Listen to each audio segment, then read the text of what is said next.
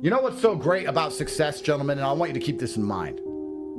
Success is the cure-all revenge to everything. You know that ex who really upset you, who broke your heart, and she has a new man now and she seems happy? She wouldn't be happy if you got a lot richer. If you got a bunch richer after you broke up, in better shape and famous. If she saw you and goes, wow, he didn't have a six-pack and arms like that when I was with him. He didn't drive a car like that when I was with him. Look at him now. I really wish I didn't leave him and go with this other guy. I wish I stayed with him. Before you know it, she'd hate her current husband and want you back. Success is the best revenge. It's the best revenge on your school teachers who didn't believe in you. It's the best revenge on your boss who used to boss you around. It's the best revenge on all those women who don't fucking reply to you anymore. It's the revenge on everyone. It's the cure-all, the silver bullet. The only thing you have to focus on is winning. If you win everything. You don't have to play all these little games. You don't have to try and get your ex back or upset her or be petty or send her stupid messages. You need to fucking get rich. Then all of the work is done. I automatically win in every scenario because of how successful I am. If I break up with a woman, I win. I win because she will never get another me. We win. Success is the ultimate final victory in all things.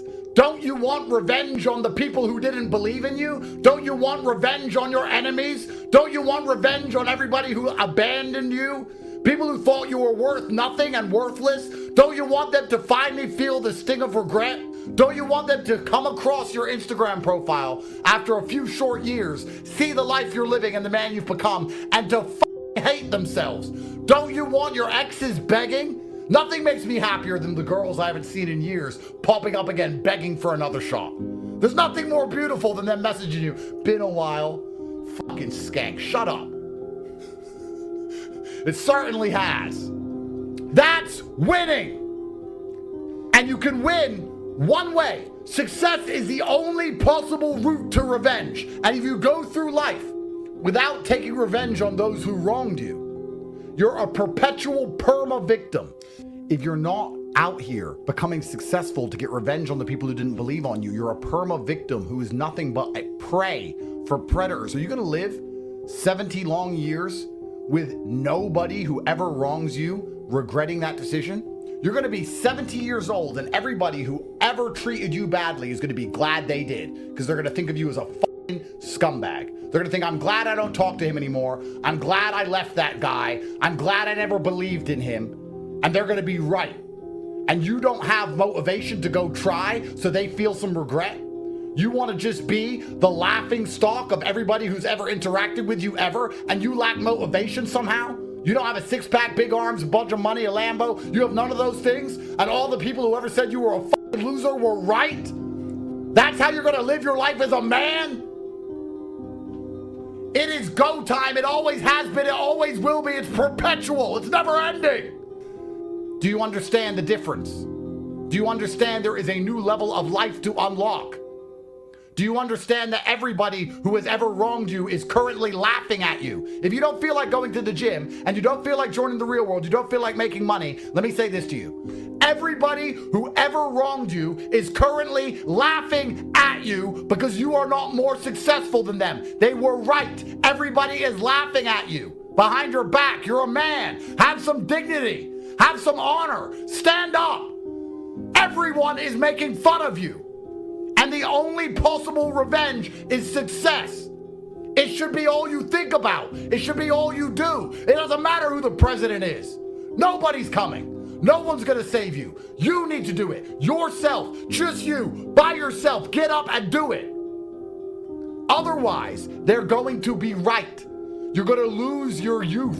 You're going to lose your energy. You're going to lose your chi. You're going to become an old man. You're going to sink into a chair. And you would have lived your entire life as a joke. And if that doesn't motivate you to try, if that will not motivate you to do something simple like press buttons on a keyboard to get a power level which will affect the money in your bank, then you are born to lose. Yeah, and also it's legal, clean, happy revenge. I mean, people are vengeful people, and you hear all these stupid stories of idiots or their old friends, or people beating people up who owe them money, or people, attacking women who don't like them, people up their school. This is a misdirected use of force. It is a misdirected use of force. The fucking losers, and that's what they are, losers, who Andrew and I hate and do not condone. The losers who do things like shoot up their school. All right, now you're in prison for the rest of your life or dead. You misdirected your anger. Because let me tell you something. You didn't like the football players who picked on you. You didn't like the women who rejected you. I get that you hated school, but the clean, legal, happy way to live the rest of your life in joy and get revenge is to become successful. If the skinny guy who got picked on for being whatever he is in high school somehow became a banking executive with millions of dollars and big arms and a six-pack and a luxury fucking Maybach with a driver to drive him around in, 99% of those student athletes who made no money, all of those women who got fat and got ugly, will be like, I went to school with that guy. That's the revenge, gentlemen. Do you know what winners do? Winners are constantly searching for opportunities. Winners are looking, trying to find. We're scouting, we're foraging, we're looking. How can I win here? How can I make some money? We're always searching. I remember before I was globally renowned, when I was a fringe micro celebrity on the internet, people found me and they believed in me. And they're like, have you heard of this guy, Andrew Tate? He only has 4,000 followers, but he's really smart. And I believe in him. Do you have any idea how high their power level is now? Do you have any idea how much money they've made now? Do you have any idea how much money they've made in Bitcoin when I was telling them to buy it at $2,000? How much their life has changed, what shape they're in. Do you have any idea how fantastic their life is? Because they were looking for me. Neo is looking for Morpheus. Morpheus isn't looking for Neo. Neo's looking for him. And you're still sitting there going, When a winner would have found me before I was even easy to find, you are now being slapped in the face with an opportunity and still not taking action. And you wonder why you fucking lose. I cannot remember the last time I won anything unless I was winning by force. There's no easy ride to the end. There's no democratic, smooth sailing, fair election, liberal, bullshit versus conservative, we won the vote, crap, to the end goal. You're only ever gonna win by force. So even if you're living in the West, when you understand you're living in a false democratic system, your mind must be an absolute monarchy where your commands are instantly obeyed and you instantly comply with your own mind.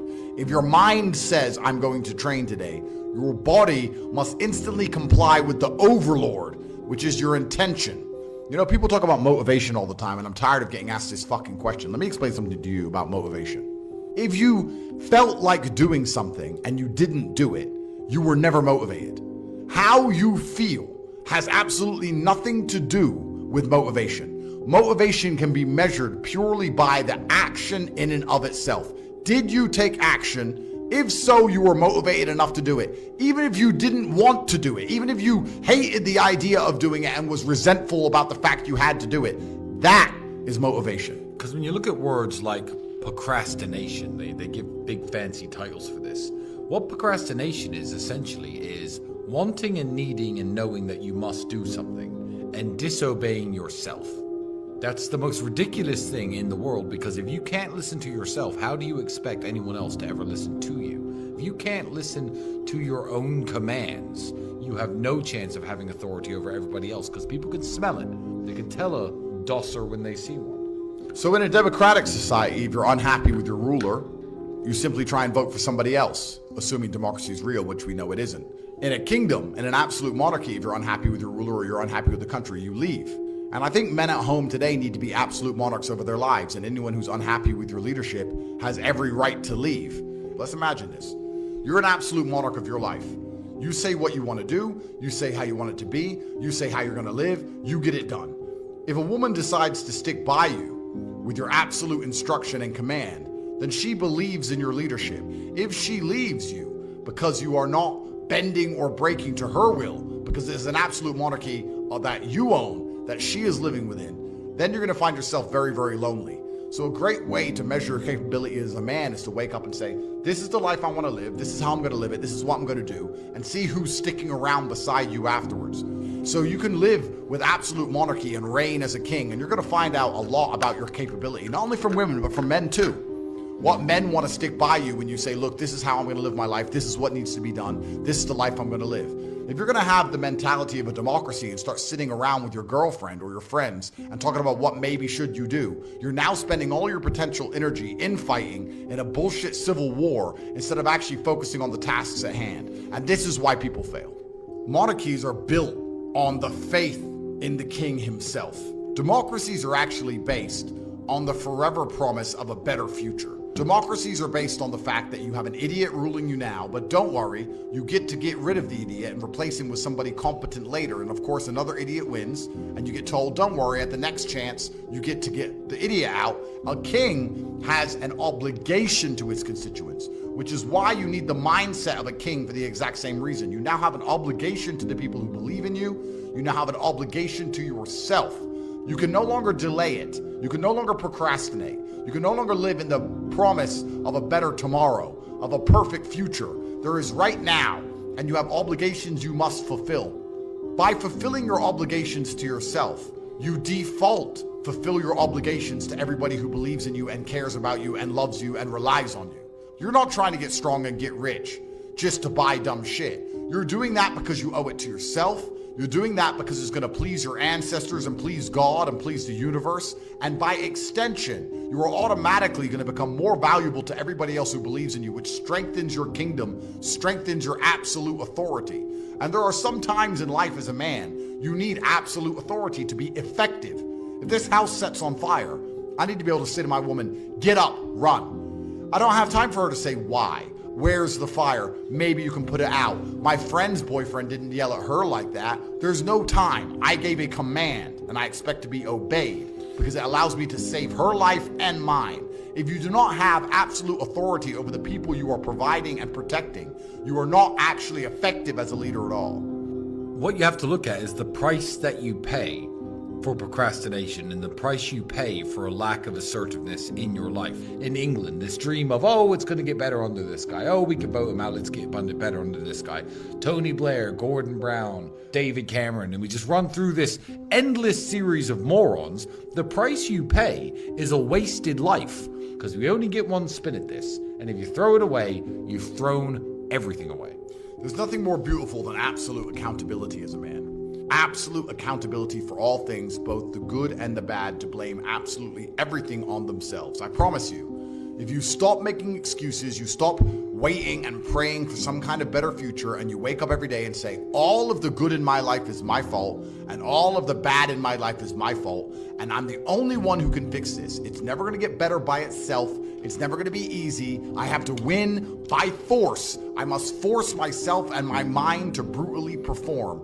There is a degree of comfort that comes when you understand that the power is within your own hands. I like monarchies because I like that there is a ruler, and all the good and all the bad that happens is one person's fault. In your life, that should be you. In the country you live in, it should be somebody you have faith in.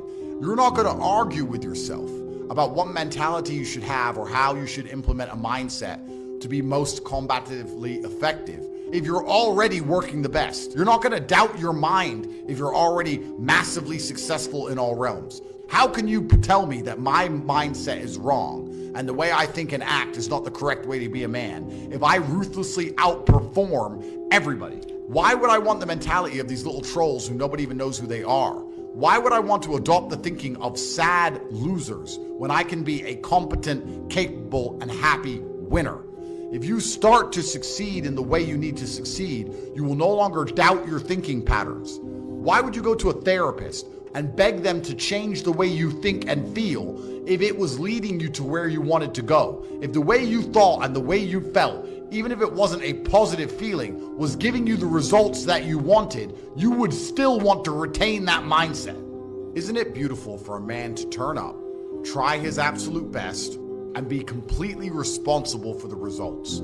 There is nothing better as a man than to turn up and get a fair shot. You should want as a man to be judged for who you are and what you're capable of. You want to just say, here's who I am, this is what I can do, give me a fair chance. And you want to be the kind of man who says, if I have a fair chance, I'm going to win because I believe I can work harder than everybody else.